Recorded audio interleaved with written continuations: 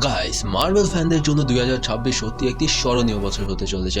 Prime video স্পাইডারম্যানকে নিয়ে একটি নতুন সিরিজ ঘোষণা করেছে। রিলিজ ডেট তো নিশ্চিত হয়ে গেছে এবং ট্রেজারও চলে এসেছে স্পাইডার নোয়ের। সবার আগে কথা বলা যাক স্পাইডার নোয়ের মানে কি। এটি হলো স্পাইডারম্যানের একটি পুরনো রুক্ষ এবং অন্ধকার ঘরানার অল্টারনেটিভ ভার্সন। তফাৎ শুধু একটাই যে স্পাইডার নোয়ের আসল পরিচয় পিটার পার্কার নয়, বরং বেন রেইলি।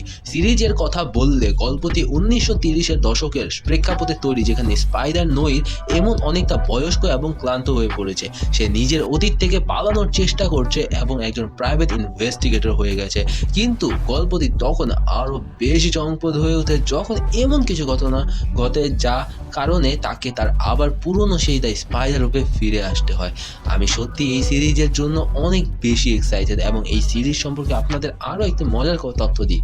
আপনারা এই দুইভাবে দেখতে পারবেন, হয় ব্ল্যাক অ্যান্ড হোয়াইট অথবা